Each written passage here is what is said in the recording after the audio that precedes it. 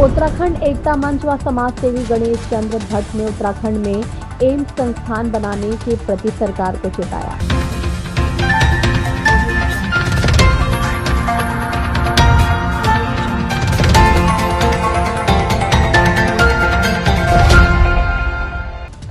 उत्तराखंड एकता मंच ने पाबो ब्लॉक पौड़ी गढ़वाल के गणेश चंद्र भट्ट ने पर्वतीय क्षेत्रों में गंभीर समस्याओं को लेकर मुख्य समस्याओं में चिकित्सा, शिक्षा, रोजगार के व जंगली जीवों से सुरक्षा हेतु जनवरी से शीतकालीन कड़क ठंड की परवाह किए बिना 40 दिन तक पाबो ब्लॉक में 40 दिन तक धरना देने के उपरांत 10 दिन तक पैदल गांव का भ्रमण करते हुए थलीसैंड ब्लॉक के पीठ सैन वीर चंद्र सिंह गढ़वाली स्मारक के साथ नंगे पांव 15 दिन की पदयात्रा करके राजधानी देहरादून में उत्तराखंड मुख्यमंत्री आवास पर पहुंचकर भारत सरकार के सामने उत्तराखंड की गंभीर समस्याओं, जिसमें 2 विशेष जनहित मुद्दों, जिसमें पहाड़ी लोगों के स्वास्थ्य सुरक्षा तहत एम्स संस्थान बनाने के अलावा पर्वतीय क्षेत्रों की भौगोलिक और आपदा स्थिति को देखकर लक्षीवाला डोईवाला टोल टैक्स पूर्णतः समाप्त करने की मांग रखी थी, लेकिन सरकार द्वारा इस जनहित मांग को अनसुना करने के उपरांत उन्होंने इन सभी गंभीर समस्याओं के चलते रोकने के लिए जन संरक्षण तहत पहाड़ मांगे उत्तम स्वास्थ्य उत्तराखंड में जल्द बनाने की मांग अपील की। आवाज को बुलंद करते हुए दिलबर सिंह नेगी अमर सिंह साथ 300 किलोमीटर पैदल पदयात्रा करके दिल्ली का रुख किया है।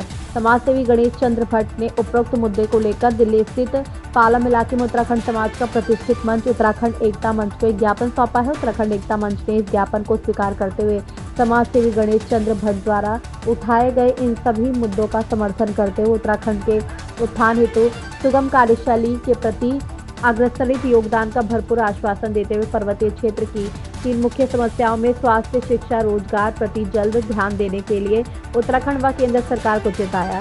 इतने दिनों से चल रहे धरना प्रदर्शन और 300 किलोमीटर पैदल यात्रा के दौरान उत्तराखंडी जन समस्या की मांगों पर आखिर भारत सरकार पूरी तरह से चुप्पी साधे क्यों है?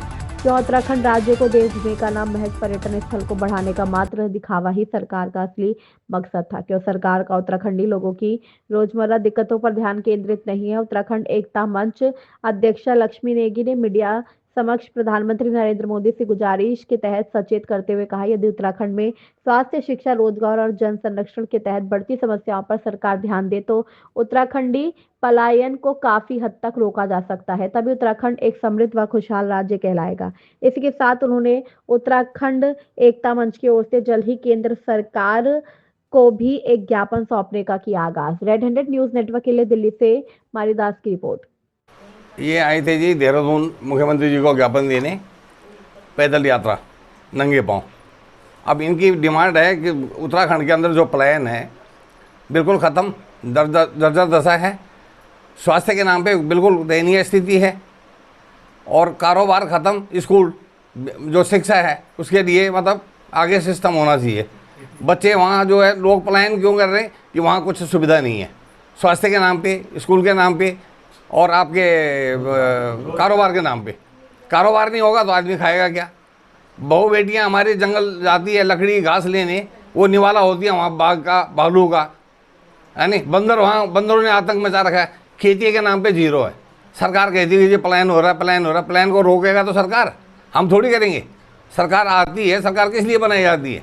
सरकार को हम इसलिए चुनते हैं कि एकजुट करते हैं, कि समर्थन देते हैं, पूर्ण बहुमत देते हैं। उत्तराखंड के सीएम से क्या अपील करना चाहेंगे आप? हम सीएम से ये करना चाहते हैं कि ज्ञापन उनको दिया है और देंगे कि हमारी स्वास्थ्य का जो मतलब सिस्टम है वो ढंग से बनाया जाए और कारोबार खोला जाए। कारोबार का विषय पहले यह स्वास्थ्य शिविर होना चाहिए या शिक्षा जो है, ये सारी बातों पे ध्यान होना चाहिए। Ranjana Parashar. Actually, I'm an advocate and I'm practicing in Dwarka Court Sector 10. And I want to say, I'm saying about Ekta Uttarakhand Manch. That is 3 initial thing is very important for every human being which inherit the Uttarakhand district. तो जहाँ तक rural ग्रामीण इलाके हैं उधर तो अत्यधिक ही critical situation है। टाउन में तब भी ठीक है, लेकिन ग्रामीण इलाकों में बहुत ज़्यादा मतलब लोगों को प्रॉब्लम्स है। और ये 3 चीज़ें उधर मेरे को लगता है कि बहुत इम्पॉर्टेंट है। वो एक तो हॉस्पिटल होना चाहिए। एम्स जैसे हॉस्पिटल होना भी बहुत अति आवश्यक है, जिसमें उचित प्रॉपर ग्रामीण लोगों को मतलब चिकित्सा दिया जा सके। दूसरा, शिक्षा संबंधी अच्छे नए अच्छे स्कूल्स, कॉन्वेंट स्कूल और रूरल भी स्कूल, जहाँ पे ग्रामीण क्षेत्र है वहाँ पे रूरल बच्चों को भी शिक्षा देने के स्कूल खुलने चाहिए।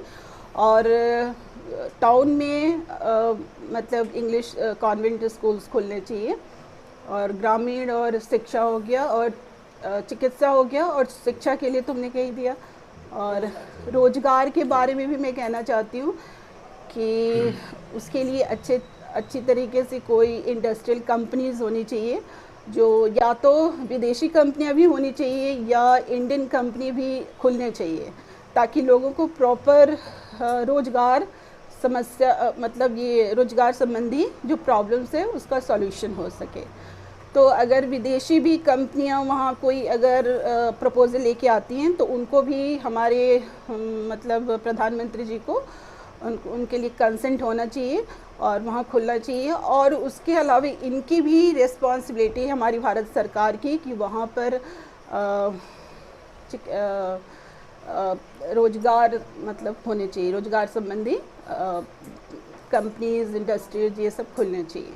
और भी कई भी चीज़ें हैं जहाँ बैंक वगैरह हो या मतलब जो भी प्रॉब्लम्स हैं हमारे ग्रामीण और टाउन में जो भी रहने वाले लोगों की जो प्रॉब्लम्स हैं उनको सुनना चाहिए कि उनके लिए क्या इनिशियल चीज़ है, उनको क्या चाहिए, उनकी क्या नीड है, उनको ध्यान में रखते हुए प्रधानमंत्री जी को एक्शन लेना चाहिए।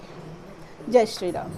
है उनके कुछ कटघरे में कुछ उनको भी वो करें, बंद करें वो, ताकि वहाँ पे आदमी अपना आराम से रह सके। उत्तराखंड देवी भूमि से मैं माननीय गणेश भट्ट जी का बहुत ही समर्थन, हमारा एकता मंच बहुत समर्थन करता है कि हमारे गणेश भट्ट जी ने जो ये काम, जिस कार्य के लिए वो आए हैं हमारे एकता मंच में, मैं उनका आभार प्रकट करता हूँ। और उनके साथ हमारा पूरा एकता मंच दिल्ली का जो है वो उनके साथ में बराबर जुड़ा हुआ है। और माननीय मुख्यमंत्री जी से भी मेरा निवेदन है कि उत्तराखंड में जो ये पलायन जो हो रहा है, स्वास्थ्य, शिक्षा और रोज़गार का बहुत बड़ा मुद्दा है। माननीय मुख्यमंत्री जी से मेरा आग्रह है, निवेदन है कि इस मुद्दे पे थोड़ा सा उत्तराखंड के बारे में सोचें, क्योंकि उत्तराखंड के बारे में हमने जो उत्तराखंड जो बनाया है वो उत्तराखंड अलग राज्य जो मांगा है हमने, स्वास्थ्य शिक्षा के लिए हमने ये चीज़ मांगी है। हमारा जो पलायन होने का मेन मकसद यही है कि हमारे पास वहाँ पे स्वास्थ्य शिक्षा उपलब्ध नहीं है। इस वजह से माननीय मुख्यमंत्री से मेरा निवेदन है, करबद्ध निवेदन है कि कृपया वो इस तरफ अपना संज्ञान लें और अपना जो है उन लोगों का मार्गदर्शन करें। धन्यवाद। बहुत बहुत जय बजरंग साहब। देश की राजधानी में दिल्ली में मैं पालम में इस पालम गढ़वाल एकता मंच का दिल की गहराइयों से सादर प्रणाम करता हूं। और इस गढ़वाल एकता मंच के ही माध्यम से ये बात दिल्ली सरकार तक जाएगी। और मैं 2 जनवरी से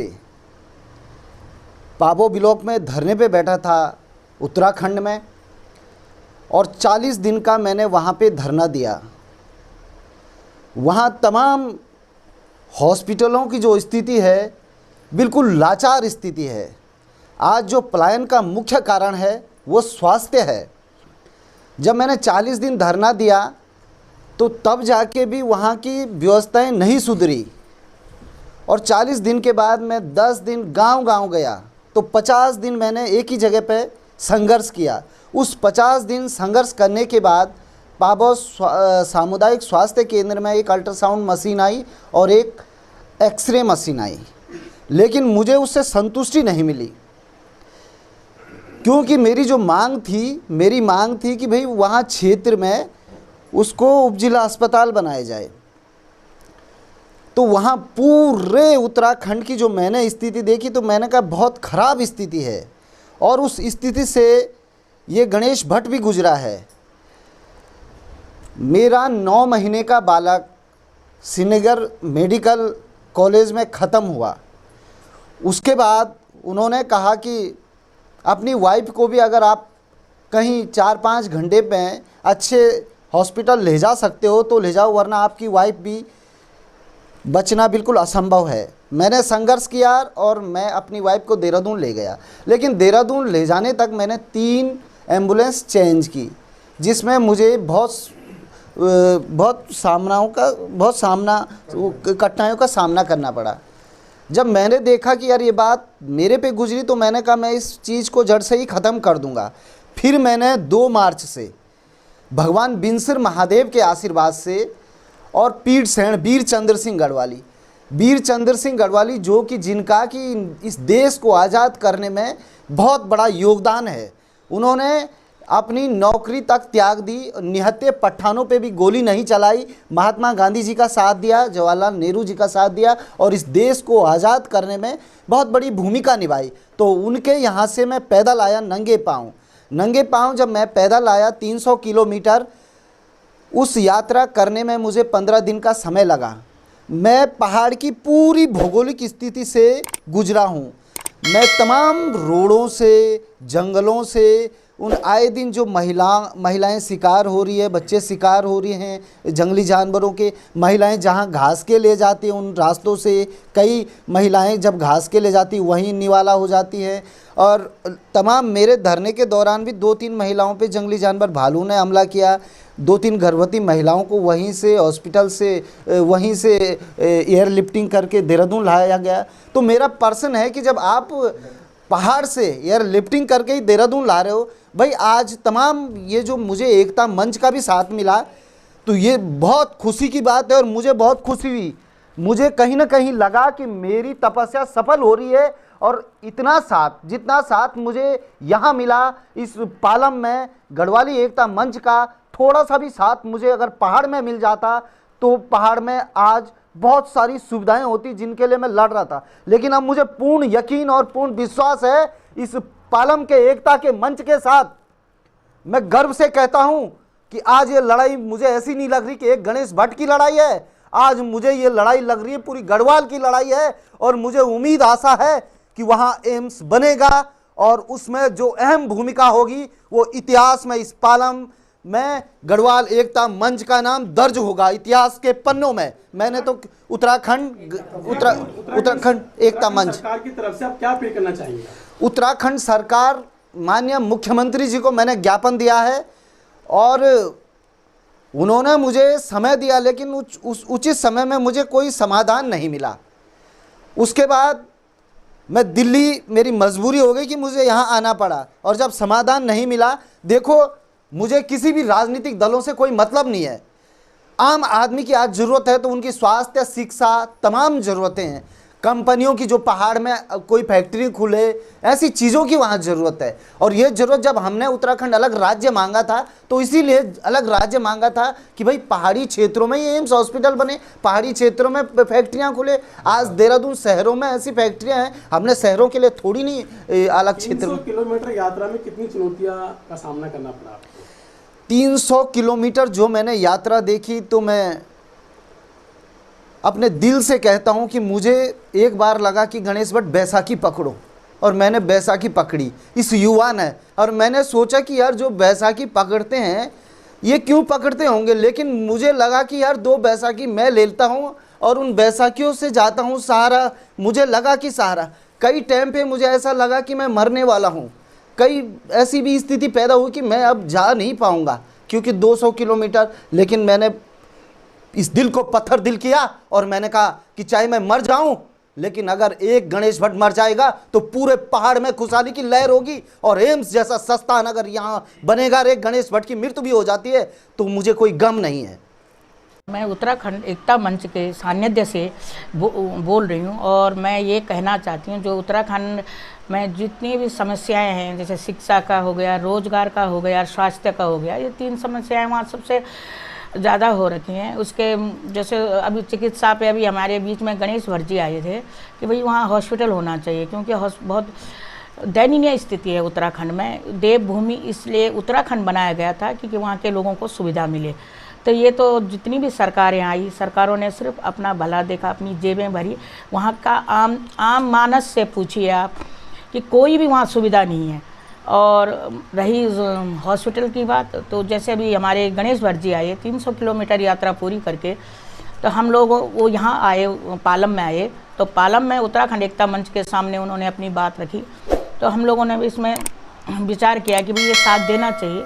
और उत्तराखंड के लिए हम यदि हमसे थोड़ी भी कोशिश होती है और हमारे संघर्ष से यदि वहाँ एक एम्स हॉस्पिटल बन जाता तो हमें भी खुशी होगी और वहाँ के लोगों को भी खुशी होगी और वहाँ से पलायन रुकेगा।